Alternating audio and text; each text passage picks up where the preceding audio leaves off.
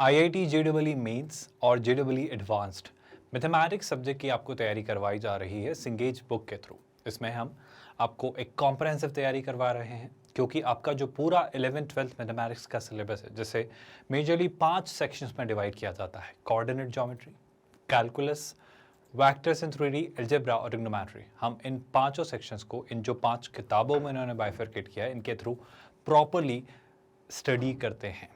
Properly study का मतलब हम सारे चैप्टर्स पढ़ेंगे, सारे कंसेप्ट्स पढ़ेंगे, उन कंसेप्ट्स को मजबूत बनाएंगे एग्जाम्पल्स और इलस्ट्रेशन से। चैप्टर खत्म करेंगे 2 इंपॉर्टेंट चीज़ों के साथ। पहले तो हम करेंगे सारे एक्सरसाइजेस के इंपॉर्टेंट क्वेश्चन, जिसके थ्रू आपको हर वेराइटी के क्वेश्चन का एक्सपोजर दे सकें। और फिर हम करेंगे जेईई एडवांस के सारे प्रीवियस ईयर्स क्वेश्चंस, ताकि आपको यकीन हो कि देखो भाई एग्जाम तो आसान है। और आई होप आप ये जानते हैं कि ये सारी जो कहानी है ये बिल्कुल फ्री ऑफ कॉस्ट है, यानी कि ये जो चीज़ें आपको करवाई जा रही है इसके लिए हम कोई चार्जेस नहीं लेते आपसे, कोई भी हिडन कॉस्ट नहीं है, आप यकीन करिए। मतलब कोई सब्सक्रिप्शन आपको नहीं खरीदना है, कोई ट्रायल वर्जन, पेड वर्जन, ऐसा कोई भी मॉडल नहीं है। We are 100% free of cost quality online education platform from kindergarten to 12th standard. आप हमारे नोट्स, पीडीएफ्स और ई बुक्स के लिए भी टीम से कॉन्टैक्ट कर सकते हैं। इसके लिए आपको गेट नोट्स इन वीडियोस के डिस्क्रिप्शन में लिंक दिखाई देगा, वहां क्लिक करना होगा। कोऑर्डिनेट ज्योमेट्री का जो 6th चैप्टर इलिप्स के हम जेईई एडवांस के जो आर्काइव्स के क्वेश्चंस कर रहे हैं, पीवाईक्यूज, उसमें आज आपके लिए क्या चीज़ें अनफोल्ड होती हैं, ये रहा आज का आपका पहला क्वेश्चन, जो कि शुरुआत करते हैं हम किससे, multiple correct answer type question. तो एक से ज़्यादा ऑप्शंस आपके करेक्ट होंगे।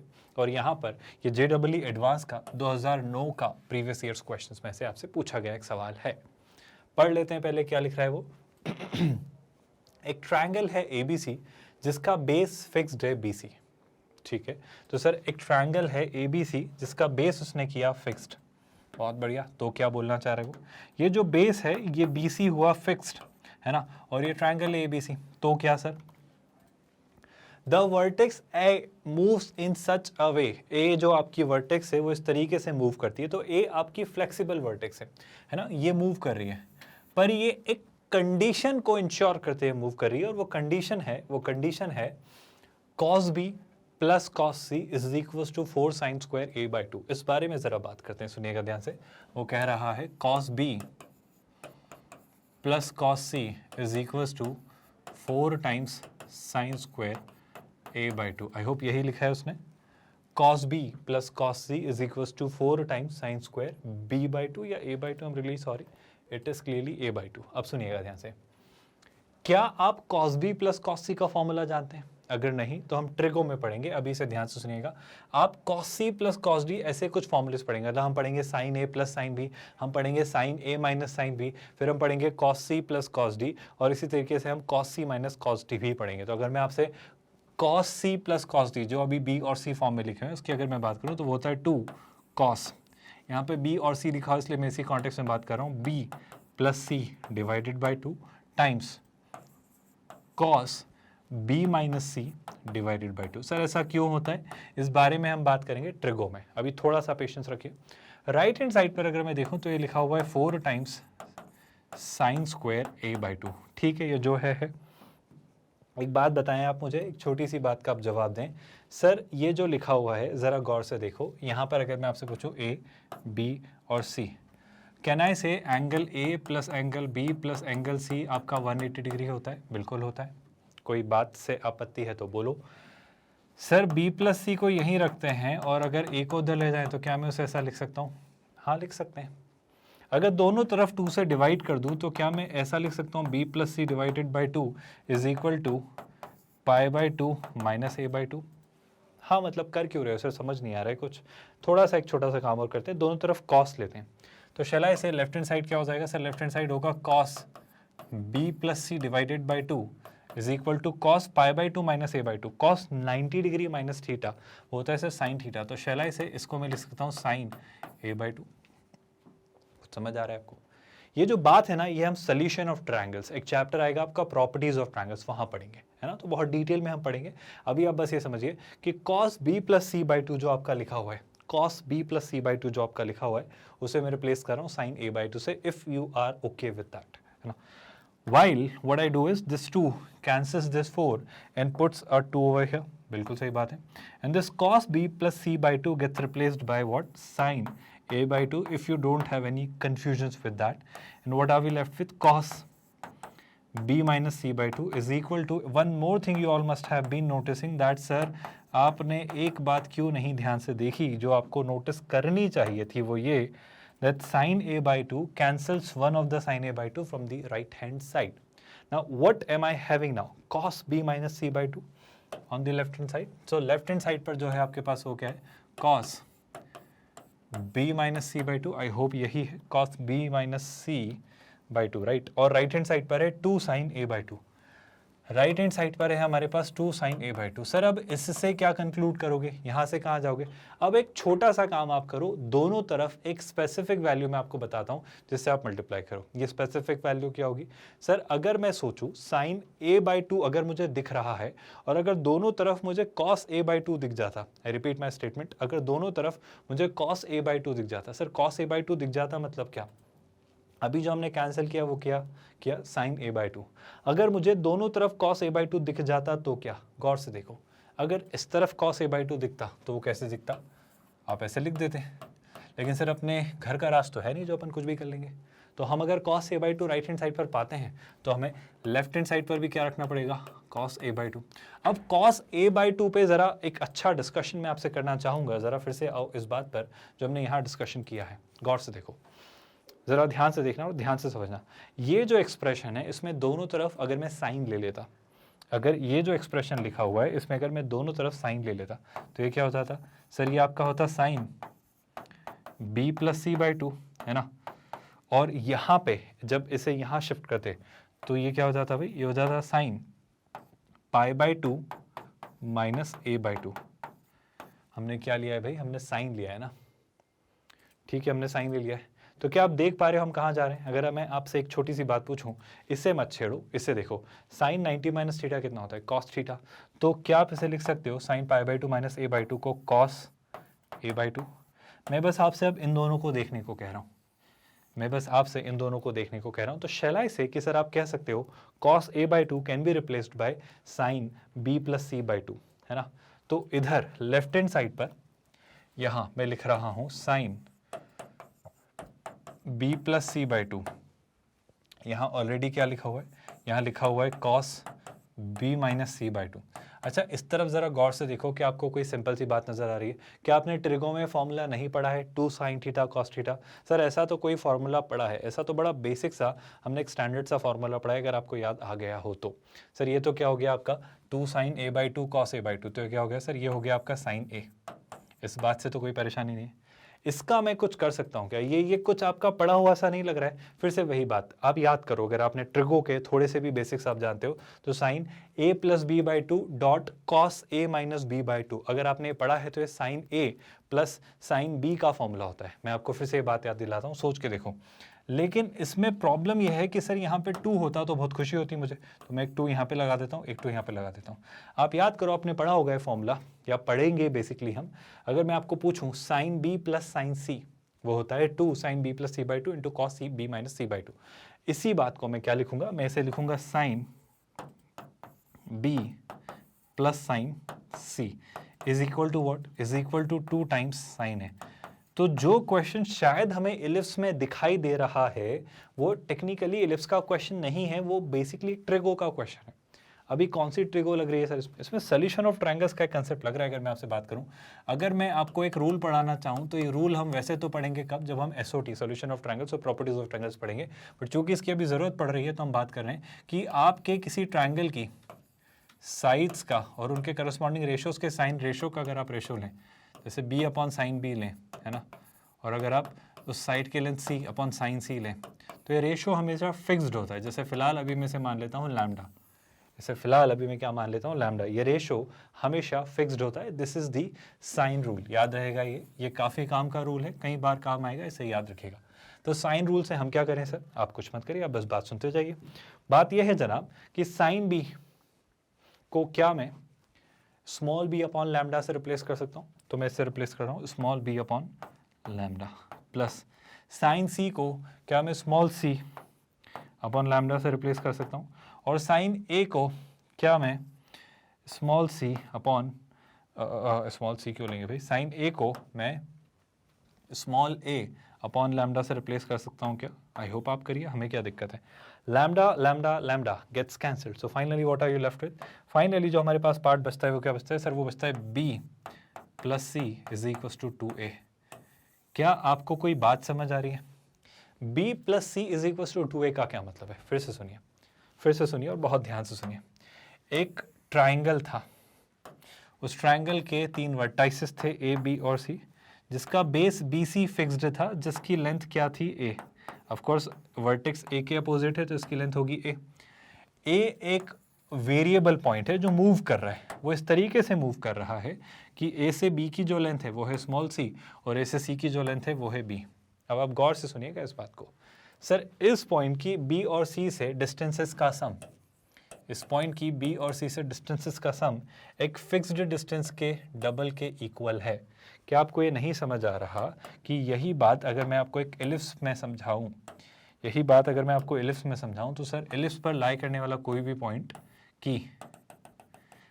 पॉइंट की फोकस से डिस्टेंसेस का सम अगर एक फिक्स्ड वैल्यू है, I repeat my statement, ellipse पर लाई करने वाले किसी भी पॉइंट की फोकस यानी दोनों फोकाई से डिस्टेंसेस का सम एक फिक्स्ड वैल्यू होती है, तो मैं बहुत आसानी से जानता हूं सर कि वो जो दो पॉइंट्स हैं जिनसे वो फिक्स्ड, जो दो वो पॉइंट्स हैं, वो जो फिक्स्ड पॉइंट्स हैं वो आपके क्या होते हैं? फोकस। और आपका ये जो ए का लोकस होता है वो आपका एक एलिप्स होता है, एलिप्टिकल आपका शेप बनता है। क्या ये बात आपको याद है? बस ये इतनी सी बात थी। यानी कि अब अगर मैं फाइनल कंक्लूजन पर आऊँ, अब अगर मैं ऑप्शंस ढूंढूं तो मुझे क्या क्या दिखाई देगा? सर पहला कंक्लूजन तो मैं देख पा रहा हूँ कि b प्लस सी किसके इक्वल है? 2a के। क्या ये बात आप सबने एग्री करते हो? और अगर मैं a के लोकस की बात करूं तो a का जो लोकस है वो, हाँ सर, एक एलिप्स है, तो ये तो गलत है। और a का लोकस एक पेयर ऑफ स्ट्रेट लाइंस नहीं है सर, वो दो लाइंस नहीं है। ए टेक्निकली जब घूम रहा है तो एक इलिप्टिकल शेप बना रहा है, एक इलिप्टिकल सरफेस वो घूम रहा है इलिप्टिकल शेप में। तो क्लियर सी बात है सर, इस तरीके से आप इस क्वेश्चन का आंसर निकालेंगे जो JEE एडवांस ने 2009 में पूछा था। इस क्वेश्चन में कोई भी ऐसी बात जो आपको नहीं समझ आई हो, मेरा यकीन है चीज़ें बहुत स्मूथ हैं, चीज़ें बहुत क्लियर हैं अगर हर एक बारी की हमने पढ़ी है वो ठीक से अप्लाई की जाए तो। पर आपको दिखा इस क्वेश्चन में एलिप्स से ज़्यादा क्या यूज़ किया? Solution of triangles. ये एग्जाम ऐसी ही है, यहाँ पर लगता है क्वेश्चन किसी कंसेप्ट का है और वो बन किसी और का जाता है और निकल के कुछ और ही आ रहा होता है, और इस तरीके से चीज़ें होंगी। इस क्वेश्चन को देखो भाई, ये क्वेश्चन क्या लिखा हुआ है? ये JEE एडवांस्ड का ही आपका क्वेश्चन है। अब इस क्वेश्चन में लिखा क्या है वो डेटा एक एक करके हम पढ़ना शुरू करते हैं, ध्यान से देखते जाइएगा। वो कह रहा है E1 और E2 आपके दो एलिप्स हैं जिनका सेंटर ओरिजिन पर है। ठीक है सर, बना लेंगे। अगर एलिप्स है और वो कह रहा है जो E1 और E2 का मेजर एक्सेस है वो एक्स एक्सेस और वाई एक्सेस है, मेजर और माइनर एक्सेस है ना। तो सुनिएगा ध्यान से, काम की बात है। काम की बात क्या है सर? आपके पास दो एलिप्स हैं E1 और E2, तो शैलाई से मैं अगर E1 एलिप्स को मानना चाहूँ तो मैं E1 एलिप्स को मान लेता हूँ x² upon a² plus y² upon b², क्योंकि उसने कहा है आपसे वही मेजर एक्सेस और माइनर एक्सेस आपके वही हैं। और इसी तरीके से अगर मुझे मानना होता E2 एलिप्स, तो क्या मैं E2 एलिप्स को मान सकता था? क्या मैं E2 एलिप्स को अपनी सहूलियत से ले सकता हूँ x² upon a² plus y² upon b² is equal to 1।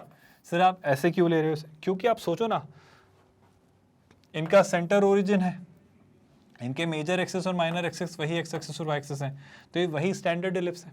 बहुत बढ़िया। अब क्या? S एक सर्कल है, इस सर्कल को ध्यान से देखो आप। इस सर्कल को अगर आप ध्यान से देखोगे तो आप कहोगे कि सर देखो, इस सर्कल का सेंटर है 0,1 और इसकी रेडियस है √2, कोई दिक्कत तो नहीं है। तो S एक सर्कल मिला सर, S एक सर्कल मिला which is centred at what? Which is centred at I think 0,1 है ना, विच इज सेंटर्ड एट 0,1। तो S जो सर्कल है उसका सेंटर जो है वो तो आपको कहाँ मिला? 0,1 पर, और उसकी जो रेडियस है वो मिली √2। अच्छी बात है सर, और क्या? यहाँ तक तो कोई परेशानी नहीं है। अब उसने एक और बात कह दी आपसे, एक बहुत काम की बात उसने कही कि ये जो लाइन है, ये जो स्ट्रेट लाइन है x + y = 3, इस स्ट्रेट लाइन के बारे में उसका ओपिनियन ये है कि आपके तीनों जो कर्व्स हैं S, E1 और E2, सुनिएगा ध्यान से, काम की बात है, इसी से बहुत कुछ डिसाइड होगा। एक स्ट्रेट लाइन वो लेता है x plus Y is equal to 3, है ना। मैं इसे थोड़ा ऐसा लिखता हूँ, y is equal to minus X plus 3, बस मेरा मन है लिखने का। ये जो लाइन है, ये लाइन ना सिर्फ टेंजेंट है इसकी बल्कि इस सर्कल की भी। ठीक है सर, जो भी बात है आप समझ रहे हैं, मान लेंगे, जो भी होता है देख लेंगे।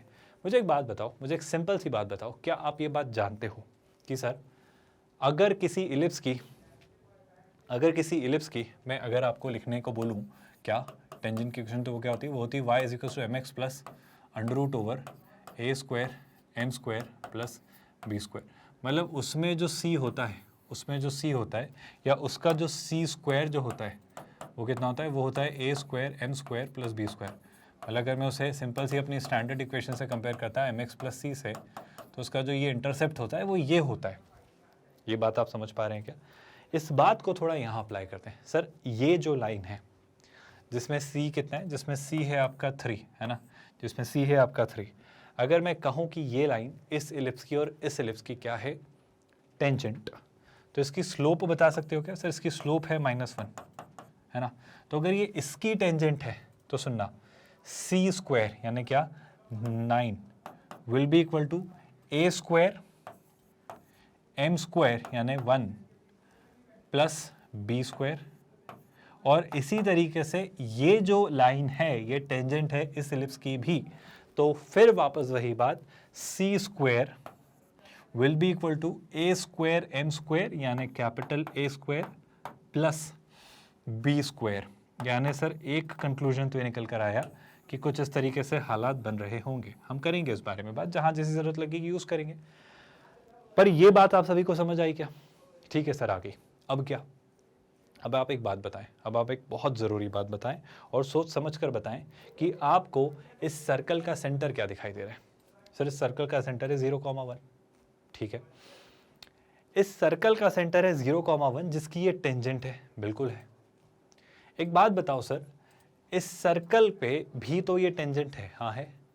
तो मैं ऐसा नहीं सोच सकता क्या, सिंपल सी बात सोच के देखना, क्या मैं वो पॉइंट ऑफ इंटरसेक्शन अगर ढूंढने की कोशिश करूं, अगर मैं वो पॉइंट ऑफ इंटरसेक्शन ढूंढने की कोशिश करूं, ध्यान से देखना, इस वाले डेटा पर अगर मैं आपसे बात करूं, इस इंफॉर्मेशन पे बात हम करेंगे, यहाँ से ये जो आगे की डिस्कशन है ना, ये वाली डिस्कशन पूरी मैं करूंगा। लेकिन अगर अभी मैं फिलहाल अपना सिंपल सा पॉइंट ऑफ इंटरसेक्शन निकालना चाहूँ, मैं कौन सा पॉइंट ऑफ इंटरसेक्शन निकालना चाह रहा हूँ, मुझे एक सिंपल सी बात बताओ, एक बहुत बेसिक सी बात, कि सर्कल का और उस टेंजेंट का, सर्कल का नॉर्मल, थोड़ा सा मैं यहाँ ड्रॉ करता हूँ या इसको थोड़ा इधर ड्रॉ करते हैं तो मैं समझा पाऊंगा। देखो ध्यान से, ये आपका सर्कल है, गौर से देखना है ना, मैं थोड़ा सा उसे वर्बली पुट नहीं कर पा रहा हूँ तो मैं थोड़ा विजुलाइज करवाता हूँ। जैसे ये वो टेंजेंट है जो इस सर्कल की टेंजेंट है ना। तो बताओ इस सर्कल का नॉर्मल क्या होगा? सर इस सर्कल का नॉर्मल होगा, है ना। और सर्कल का सेंटर कहाँ होगा? यहाँ कहीं होगा। सर्कल का सेंटर के कोऑर्डिनेट्स क्या है? सर वो है 0,1। और गौर से देखना, जो मैं कहना आपसे चाह रहा हूँ वही, सर्कल की टेंजेंट की इक्वेशन क्या है? सर सर्कल की टेंजेंट की इक्वेशन है x plus Y is equal to 3, x plus Y is equal to 3, या फिर जैसे आप कहना चाह रहे थे कुछ इस तरीके से y is equal to minus X plus 3। मुझे एक बात बताओ, ये जो नॉर्मल है जो कि इस सर्कल के सेंटर से पास होगा, ऑफ कोर्स वो इस टेंजेंट पर परपेंडिकुलर है, तो इस नॉर्मल की इक्वेशन आप क्या लिखोगे? सर वो होगी y माइनस y1 यानी कितना 1 इज इक्वल टू m, इसका स्लोप -1 है तो ये लाइन उस पर परपेंडिकुलर, तो इसकी स्लोप 1 होगी, x minus x1। I hope आप मेरी बात से सहमत है। तो इस नॉर्मल की जो इक्वेशन आती है वो कितनी आती है? सर वो आती है x minus Y plus 1 is equal to 0। कोई दिक्कत, कोई परेशानी, कोई इशू, कोई भी कंसर्न यहाँ तक तो नहीं है भाई? आई होप ये बात आपको समझ आ रही है। मैं इसे थोड़ा ऐसे ही लिख लेता हूँ ताकि इसके जैसा वो दिखे, x माइनस वाई, है ना, इज इक्वल टू -1।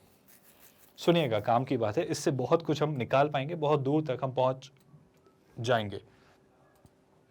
टेंजेंट की इक्वेशन है ये, अच्छी बात है। नॉर्मल की इक्वेशन है ये, बहुत अच्छी बात है। इन दोनों का जो पॉइंट ऑफ इंटरसेक्शन रहेगा उससे काफी कुछ पता चल रहा होगा सर आपको। देखेंगे क्या पता चल रहा होगा। इन दोनों का जो पॉइंट ऑफ इंटरसेक्शन है वो ढूंढे क्या? सर दोनों को सॉल्व कर लो। जब दोनों को सॉल्व किया तो y से y कैंसिल, ऐड कर रहा हूँ, 2x is equal to 3 minus 1 2, तो 2x is equal to 2, 2x is equal to 2 मतलब x इज इक्वल टू 1। जब आप x इज इक्वल टू 1 पास करते हैं यहाँ या यहाँ, जहाँ आपको ठीक लगे, तो 1 यहाँ पास किया तो 1 उधर गया, तो y is equal to 3 minus 1 that's 2। तो टेक्निकली ये जो पॉइंट ऑफ इंटरसेक्शन आता है ये आता है 1,2। अब सुनना ध्यान से, यही बात आपको विजुलाइज करनी है और इसी पे बात आ रही है।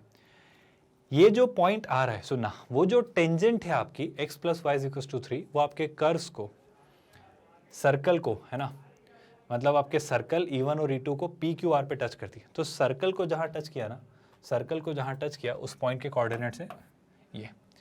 अब मान लो इलिप्स को भी टच किया, एक इलिप्स होगा और दूसरा इलिप्स होगा, है ना। अब जो तो इलिप्स को टच किया है Q और R पर, उसमें उसने ये कहा, गौर से देखना, कि सर आपका PQ और PR 2 × √2/3 है। वो कितना है? 2 × √2/3। अब अगर ये डिस्टेंस जो है आपकी PQ और PR सेम है, अब गौर से सुनो, P से 2 पॉइंट्स हैं जो इक्वी डिस्टेंट है, ऐसा कब पॉसिबल है? सर मेरे जहन में ये बात तभी आती है जब P से 2 पॉइंट्स हों, है ना। P से जब कोई कहे आपसे कि एक पॉइंट है Q और एक पॉइंट है R और इक्वी डिस्टेंट है, वो क्या कह रहा है भाई? वो कह रहा है PQ हो चाहे PR हो, वो है आपका 2 × √2/3। तो अगर ये डिस्टेंस फिक्स्ड है, अगर ये डिस्टेंस PQ और PR सेम है, तो सुनिएगा ध्यान से, क्या मैं Q और R के कोऑर्डिनेट्स निकाल सकता हूँ? आप एक थॉट अप्लाई करो, इस स्ट्रेट लाइन पर आपको आगे जाना है और पीछे आना है। आप अगर आगे जाएंगे और पीछे आएंगे, कितनी डिस्टेंस? इतनी डिस्टेंस, तो आपको R और Q के कोऑर्डिनेट्स मिल जाएंगे। इसके लिए तो सर एक पॉइंट है हमारे पास, एक तरीका है, आप याद करो। अगर मैं आपको याद दिलाऊं, इस सारी बातों को भूलो, आप एक छोटी सी बात याद करो। अगर ये एक स्ट्रेट लाइन है, अगर ये एक स्ट्रेट लाइन है और पॉजिटिव एक्स एक्सिस के साथ थीटा डिग्री एंगल बना रही है, अगर इस पर एक पॉइंट है, लेट्स से H, K, अगर इस पर एक पॉइंट है H, K, तो इससे R डिस्टेंस पर, अब R डिस्टेंस आगे भी हो सकती है, पीछे भी हो सकती है, तो इससे अगर R डिस्टेंस ऊपर गए, मान लो यहाँ, तो उसके कोऑर्डिनेट्स क्या होते हैं सर? वो होते हैं H + R cos theta, K + R sin theta. सही बात है। इससे R डिस्टेंस अगर मैं पीछे आया, इससे अगर मैं R डिस्टेंस पीछे आया, तो उसके कोऑर्डिनेट्स क्या होंगे सर? वो होंगे H - R cos theta, K - R sin theta. यही बात मैं आपको यहाँ पर अप्लाई करके Q और R के कोऑर्डिनेट्स पूछकर चीज़ें आगे बढ़ाना चाह रहा हूँ। मैं सबसे पहले अब Q और R के कोऑर्डिनेट्स तक जा रहा हूँ, इस सिंपल से थॉट के साथ। डिस्टेंस है ही, एंगल पता है किस लाइन पर वो लाई करते हैं, बस अब बात करेंगे। तो Q और R तक जाने के लिए तरीका, ये लाइन की स्लोप क्या है सर? -1। -1 10 45 1 होता है, -1 है 10 135, यानी जो इंक्लिनेशन है 135 डिग्री का है। ये बेसिक सा थॉट है जो आप अप्लाई करना सीख चुके हो, है ना। इंक्लिनेशन कितना है? 135 का। ठीक है सर, इंक्लिनेशन से ही बात करते हैं। ध्यान से गौर से देखिएगा सर, 135 डिग्री, है ना। तो मुझे क्या निकालना है? मुझे cos 135 निकालना है। क्या cos 135 को मैं थोड़ी देर के लिए आपको 90 + 45 लिख दूँ तो चलेगा क्या? आई होप आप मेरी बात से सहमत हैं। और सिमिलरली sin 135 को sin 90 + 45 लिख दूं तो चलेगा क्या? कोई परेशानी तो नहीं है? अच्छा, cos 90 के कारण cos किस में कन्वर्ट हो जाएगा? साइन में, है ना। प्लस थीटा, तो ये तो π/4 ही रहेगा, लेकिन 90 प्लस यानी सेकेंड क्वाड्रेंट, और सेकेंड क्वाड्रेंट में ये नेगेटिव होता है। सर ये आप क्या कर रहे हो, मैं समझ नहीं आ रहा है, थोड़ा सा पेशेंस रखिए। हम एक लेक्चर में डिटेल्ड डिस्कशन करेंगे जहाँ पे ये वाला ऑपरेशन जो मैं अभी कर रहा हूँ आप सीख लेंगे, घबराइए मत, बहुत आसान काम है, बहुत आसान काम।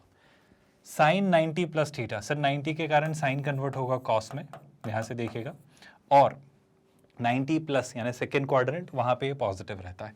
तो टेक्निकली जो आपके cos 135 और sin 135 की वैल्यू आती है वो कितनी आती है सर? वो आती है -1/√2, क्योंकि ये कितना है 1/√2 45 डिग्री, और ये कितना है 1/√2। अब गौर से सुनिएगा, सिंपल सी बात है, ध्यान से सुन के मुझे सोच समझ के बताइएगा कि सर P एक पॉइंट है, P टेक्निकली एक पॉइंट है जिसके कोऑर्डिनेट्स है 1,2, है ना। तो Q के कोऑर्डिनेट्स क्या होंगे सर? Q भी एक पॉइंट होगा और सिमिलरली R भी एक पॉइंट होगा। Q के जो कोऑर्डिनेट्स होंगे वो होंगे, ध्यान से सुना, P क्या है भाई? P आपका पॉइंट है 1,2, है ना। तो 1 और 2 में आप कुछ ऐड करेंगे, क्या आप मेरी बात समझ पा रहे हैं?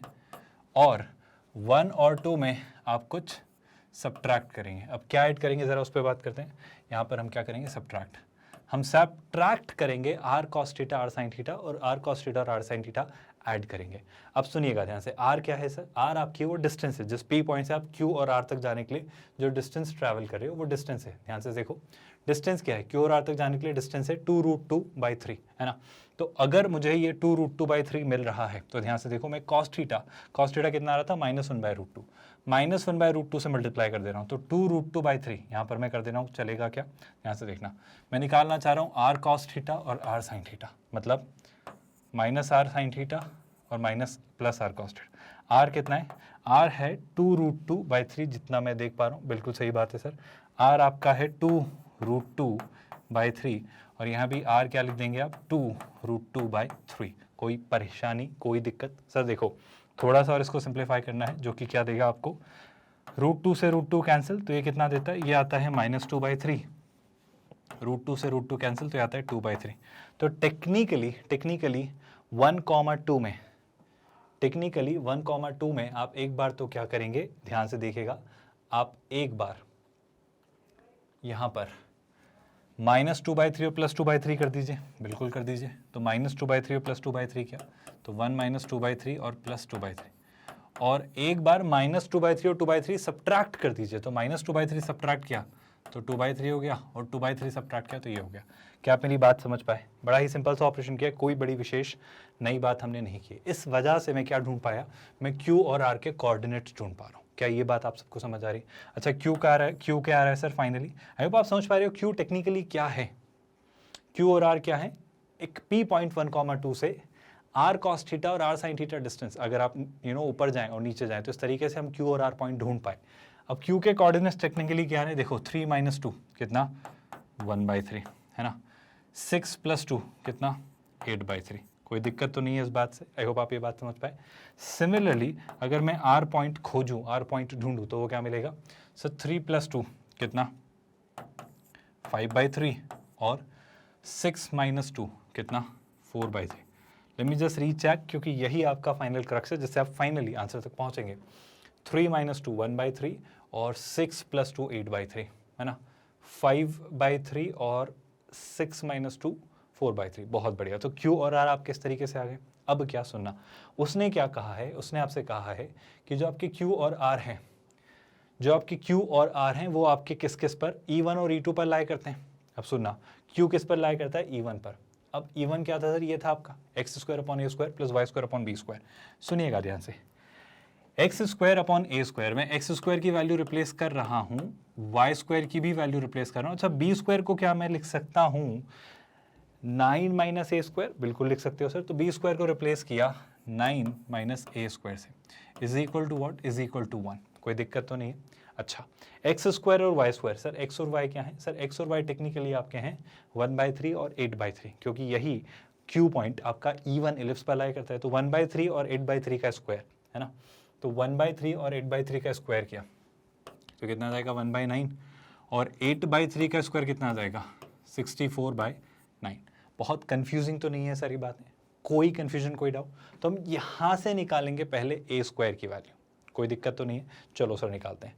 ये ऑफ कोर्स एक लेंदी क्वेश्चन है, बशर्ते ये क्लियर सी बात है, ये एक लेंदी क्वेश्चन है। अब मैं क्या करूंगा, मैं क्रॉस मल्टीप्लिकेशन करूंगा, क्वाड्रेटिक बनेगी, a की वैल्यू निकालूंगा, a की वैल्यू निकल जाने के बाद मैं b निकालूंगा, और फिर मुझे क्या मिलेगी? इसेंट्रिसिटी। आई होप यहाँ तक तो कोई कंफ्यूजन या डाउट नहीं है। तो सर इस बात को पहले एक्सपांड करके चीज़ें वर्कआउट या सिंप्लीफाई करते हैं, ढूंढते हैं, ध्यान से देखते जाइएगा, बिल्कुल ज़्यादा सोचने की जरूरत नहीं है। सर ये 9 और ये 9 वहाँ नहीं पहुँचा सकते क्या? बिल्कुल पहुँचा सकते हैं। तो इस 9 को और इस 9 को वहाँ पहुँचाया, है ना। तो क्या मिला? ध्यान से देखो, पहले तो ये आपका बन गया 9, और गौर से देखते जाइएगा, चीज़ें सिंप्लीफाई होंगी, है ना। 9 - a², तो ये क्लियर से मुझे ऐसा दिख रहा है, ये 9 है ना, कंफ्यूज मत होना। ये 64 × a², तो ये हो जाएगा 64 a² is equal to 9 times, is equal to 9 times a² times 9 - a²। कोई दिक्कत, कोई परेशानी, कोई इशू है तो पूछिए भाई। सर और ध्यान से देखो, आप एक और पार्ट सिंप्लीफाई करोगे, 64 a² - a², सर ये हो जाएगा 63 a²। ये कितना हो जाएगा सर? ये होगा 63 a²। एक और बात आप ध्यान से देखिए, आप दोनों तरफ 9 से इसे कैंसिल कर सकते हैं, 9 से इसे सिंप्लीफाई कर सकते हैं। गौर से देखो, 9 अगर यहाँ से कॉमन लिया तो हो जाएगा 1 + 7 a², बिल्कुल सही बात है सर। और यहाँ से 9 हटा चुके हैं तो ये कितना हो जाएगा सर, ये हो जाएगा ए स्क्वायर, और जिसे मैं अंदर मल्टीप्लाई कर ले रहा हूँ तो ये जाता है 9a square minus a to the power 4। कोई दिक्कत, कोई परेशानी, कोई इशू, कोई कंसर्न? आई थिंक अभी तक तो नहीं होना चाहिए। अब क्या सर, अब सिंप्लीफाई करते हैं। देखो पूरे पार्ट को उठा के उधर लेके जा रहा हूँ तो क्या दिखेगा, या इसको इधर लेके आ रहा हूँ तो ये दिखेगा a to the power 4, 9a square other आया तो कितना हो जाता है माइनस 2a स्क्वायर, है ना। आई होप आपको समझ आ रहा है। 9a स्क्वायर आया तो 7 माइनस 9 माइनस 2, है ना, और 1 तो ऑलरेडी था, तो ये कुछ इस तरीके से दिख रहा है। यहाँ तक कोई दिक्कत? अब आप इस पार्ट को थोड़ा सा ध्यान से देखो, सिंपल सी बात है। अगर अभी नहीं दिख रहा है तो एक छोटा सा काम कर लो, a स्क्वायर को थोड़ी देर के लिए मान लो k, तो क्या बन रहा है देखो, k square minus 2k plus 1 is equal to 0। Can you all see this very clearly कि सर ये जो एक्सप्रेशन बन रहा है ये क्लियर सा आपका बन रहा है k माइनस 1 का होल स्क्वायर। आई होप आप देख पा रहे हो। यहाँ भी दिखना चाहिए था बट ठीक है। यहाँ पे क्या बन रहा है, ये k माइनस 1 का whole square is equal to 0, यानी k किसके इक्वल है 1k। k मतलब a स्क्वायर किसके इक्वल है 1k और a किसके इक्वल है 1k। अगर a आता है 1k इक्वल, a किसके इक्वल आता है 1k। I hope plus minus 1 आप नहीं कहेंगे, a सेमी मेजर एक्सेस है तो a 1 रहना तय है। अगर a आया 1 तो क्या b निकाल सकते हैं? बहुत आराम से सर, ध्यान से देखना। अगर a आया 1 तो 1 को शिफ्ट किया उधर, ध्यान से देखिएगा, 1 को जैसे ही शिफ्ट किया उधर तो 9 माइनस 1 8। अब सुनना, b स्क्वायर कितना आ गया 8, b स्क्वायर ही रखो, है ना, तो b स्क्वायर कितना आया 8। गौर से देखना, a अगर 1 आया या a स्क्वायर अगर 1 आया तो b स्क्वायर आया 8। अब आप पहले तो बताओ a स्क्वायर b स्क्वायर में बड़ा कौन है? सर a स्क्वायर और b स्क्वायर में बड़ा है b स्क्वायर, यानी इसका सेमी मेजर एक्सेस या मेजर एक्सेस जो होगा वो y एक्सेस वाला होगा, है ना। तो क्या इसकी इसेंट्रिसिटी निकाल सकता हूँ? बिल्कुल। अब जब आपने E1 जो आपका एलिप्स था, अगर उसकी इसेंट्रिसिटी निकालनी चाहिए तो होती है E1 square is equal to 1 minus a square upon b square, क्योंकि a आपका छोटा है तो कितना हो जाएगा 1 अपॉन 8। कोई दिक्कत तो नहीं, तो हो जाएगा 7 अपॉन 8। तो E1 की जो वैल्यू आएगी वो होगी, अभी मैं फिलहाल ऐसे ही लिख देता हूँ, √7/8। जो भी सिंप्लीफिकेशन की मांग होगी हम वो कर लेंगे। ये बात समझ आई? यहाँ तक तो कोई दिक्कत नहीं है। सिमिलरली अब मैं क्या करूँगा, मुझसे क्या क्या पूछा जा रहा है, आप ज़रा ऑप्शंस को ध्यान से देखें। तो मुझे इसेंट्रिसिटी में ही रिलेशन पूछा जा रहा है, अगर देखा जाए तो E1 और E2 पर ही वो मुझसे अलग अलग ऑपरेशंस करवा रहा है। सर अब अगर दूसरे वाले पार्ट को सॉल्व करें, दूसरा वाला पार्ट क्या, आपका जो E2 था, E2 भी कुछ ऐसे ही बनेगा। अब E2 को अगर मैंने वर्कआउट किया, काफ़ी हद तक चीज़ें आप देख पा रहे होंगे कि E2 में भी जब आप चीज़ें सोचेंगे सर, तो E2 में क्या आएगा, ध्यान से देखना, x square upon a square, so keep a square as it is, plus y square upon b square, y square को लिख देंगे, लेकिन b स्क्वायर को क्या मैं 9 माइनस a स्क्वायर लिख सकता हूँ। आई होप आप मेरी बात समझ गए, क्योंकि a square plus b square आपका 9 था। अब x और y क्या आएंगे सर, अभी जो x और y आपने पास किए थे वो क्या पास किए थे, वो भी आपने ये वाले पास किए थे, है ना। अब जब दूसरे वाले x और y हम पास करेंगे तो दूसरे वाले x और y मतलब क्या, r के, क्योंकि r आपका E2 पर लाई करता है। 5/3 और 4/3 आप पास करेंगे, तो 5/3 और 4/3 अगर पास किए तो 5 का स्क्वायर कितना 25/9 और 4/3 4 का स्क्वायर कितना 64/9। मैं बस आपसे ये कहना चाह रहा हूँ कि ये जो दोनों का 9 है, क्या ये 9 उठा के मैं यहाँ रख सकता हूँ? बिल्कुल रख सकते हो। तो ये कुछ इस तरीके से चीज़ें बनेंगी। आई होप ये बात आपको डाइजेस्ट हो रही है। अब क्या, अब गौर से देखिएगा, ध्यान से समझिएगा, सिंपल सा काम है। सर एक काम करो, फिर से वही क्रॉस मल्टीप्लिकेशन वाला काम करते हैं। तो 25 × 9, 25 का 10 टाइम्स 250, तो 25 का 9 टाइम्स 225, तो हो जाएगा 225, है ना, माइनस कितना 25 टाइम्स a स्क्वायर, कोई परेशानी तो नहीं, प्लस क्या 16a स्क्वायर, तो ये हो जाएगा 16a square is equal to, गौर से देखो, 9 times a square times 9 minus a square. I hope ये बात आप समझ पा रहे हो। बहुत सिंपल सा काम उनमें किया है। यहाँ पर भी अगर सिंप्लीफिकेशन की गुंजाइश हो तो बनाओ सर। देखो ज़रा ध्यान से, कुछ हो सकता है क्या, कोशिश करते हैं। ध्यान से देखो, ये लिखा है 225 माइनस 25 में से 16 सब्ट्रैक्ट किया तो 16 और 25, आई होप आप देख पा रहे हो, 4 और 5 9, तो कितना जाता है सर, ये आता है minus 9a square is equal to 9a square times 9 minus a square. एक बात बताओ सर, यहाँ से 9 कॉमन ले सकते हैं क्या? देखो 5 और 2 7 और 2 9, ये 25 का 9 टाइम्स है ना। तो अगर मैं यहाँ से लिखना चाहूँ तो क्या मैं इसे 25 × 9 लिख सकता हूँ? फ़ायदा क्या हो रहा है सर इससे? गौर से देखो, 9 9 9 हटाओ तो क्या बचेगा, इस पे काम करते हैं। जो एक्सप्रेशन अब बचेगा वो होगा 25 minus A square is equal to, यहाँ से 9 गया, ए स्क्वायर अंदर मल्टीप्लाई कर देता हूँ तो ए स्क्वायर को अंदर पहुँचाया तो क्या 9a स्क्वायर, और ए स्क्वायर अंदर गया तो -a⁴। क्या ये एक्सप्रेशन आप सभी को समझ आ रहा है? इसमें कहीं पर भी कोई दिक्कत? इसे ज़रा सिंप्लीफाई किया जाए तो ये सारा पार्ट उधर ले जाता हूँ तो ये होता है सर a⁴, है ना। 9a स्क्वायर उधर गया तो कितना हो जाएगा सर? ये होगा -10a स्क्वायर। कोई दिक्कत तो नहीं है? आई थिंक नहीं है। और प्लस कितना 25 इज इक्वल टू 0। इसको भी अगर आप गौर से देखो तो आपको एक मज़ेदार सी बात नजर आएगी। नहीं आ रही तो थोड़ी देर के लिए काम करो, ए स्क्वायर को मानो लैम्डा, तो देखो ये कितना हो जाएगा सर? ये होगा लैम्डा स्क्वायर, है ना। फिर हो जाएगा माइनस, ध्यान से देखना, क्या मैं इसे लिख सकता हूँ 2 into lambda into 5 plus 5 square is equal to 0। क्या आपको नज़र आ रहा है कुछ जो मैं कहना चाह रहा हूँ? देखो ध्यान से, lambda square -2 lambda 5 plus 5, A square plus B square -2ab। तो क्लियर सी बात है, ये लैम्डा -5 का होल स्क्वायर हो गया। लैम्डा मतलब क्या? ए स्क्वायर -5 का whole square is equal to 0। तो यहाँ से ए स्क्वायर कितना आता है सर? यहाँ से ए स्क्वायर आता है 5। गौर से सुनना, अगर ए स्क्वायर आया है 5 तो क्या आप मुझे बी स्क्वायर बता सकते हो? सर ए स्क्वायर 5 है तो बी स्क्वायर 9 - 5, क्लियर सी बात है, 4 आना तय है। तो बी स्क्वायर कितना आता है? 4। और जब बी स्क्वायर आता है 4, I am really sorry, B की पावर 4 क्यों लिख रहा हूँ मैं, है ना। जब बी स्क्वायर आता है 4 तो आप देखो इस बार मेजर एक्सेस आपके एक्स एक्सेस के पैरेलल है, मतलब एक्स एक्सेस ही है। तो इस बार अब जब इसेंट्रिसिटी आएगी, मतलब इस वाले एलिप्स की जो इसेंट्रिसिटी का स्क्वायर आएगा वो कितना होगा? 1 माइनस बी स्क्वायर अपॉन ए स्क्वायर, यानी क्या 4/5, और जो कि कितना हो जाएगा 1/5।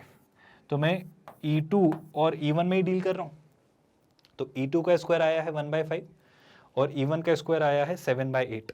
सुनना ध्यान से, 7/8 और 1/5 इनके स्क्वायर्स आए हैं, है ना। मैं सीधे सीधे लिख लेता हूँ। E1 का स्क्वायर कितना आया है? 7/8 या 1/8? आई थिंक 7/8 ही है, बस एक बार क्रॉस चेक कर लेते हैं। बिल्कुल ये आया है 7/8, है ना। और जो E2 का स्क्वायर आपका आया है वो कितना आया है भाई?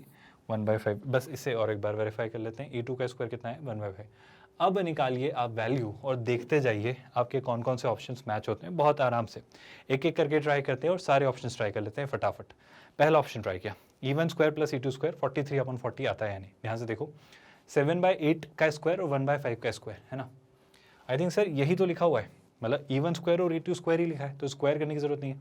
7/8 प्लस 1/5 हमें कर लेना है। तो ध्यान से देखो 7/8 प्लस 1/5, है ना। क्या होगा? देखो 7 का 5 35 प्लस 8 अपॉन कितना 40, 35 प्लस 5 40, 40 प्लस 3 43, तो होता है 43/40। तो एक चीज़ तो मुझे नज़र आई, 43/40 सही है, पर आपको याद है ना ये कैसा क्वेश्चन है? Multiple correct. तो एक ऑप्शन मार्क करके खुश नहीं होना है, आगे बढ़ेंगे। E1 E2, सर अगर E1 E2 निकाले होते तो 7/8 और 1/5 अंडर रूट बाद में लगा देंगे। ये पहले तो मुझे दिख रहा है 7/8 और 1/5, है ना। अगर मुझे E1 E2 ढूंढना है ना, तो इसका अंडर रूट ले लेंगे। ये टेक्निकली क्या था आपका? E1 square plus E2 square, है ना। ये आपका ऑप्शन ये था। अगर इसे मैं ध्यान से देखूँ तो सर गड़बड़ तो है यहाँ पे। ये है 7/40, आप देख रहे हो ना, 8 × 5, तो कोई खासा फर्क नहीं पड़ रहा है यहाँ पे, आप देखो ध्यान से, है ना। 5 × 2 10, 10 × 4, तो आप लिखोगे भी तो इसे आप क्या लिखोगे? इस तरीके से आप लिख लोगे, पर कोई खासा फर्क नहीं पड़ रहा है। तो ऐसा तो कुछ मुझे नहीं दिख रहा है सर, ऐसा तो मुझे कुछ नहीं ऐसा ही कुछ दिख रहा है अगर मैं ध्यान से देखूँ तो। बिल्कुल सही बात है, तो मेरा ऑप्शन बी भी सही आ जा रहा है। क्या आप सब इस बात से सहमत हैं कि ऑप्शन बी भी सर आपका बिल्कुल सही है? Option C E1 square minus E2 square, तो 7/8 में से 1/5 सब्ट्रैक्ट करना है ना। अब हमें क्या करना है?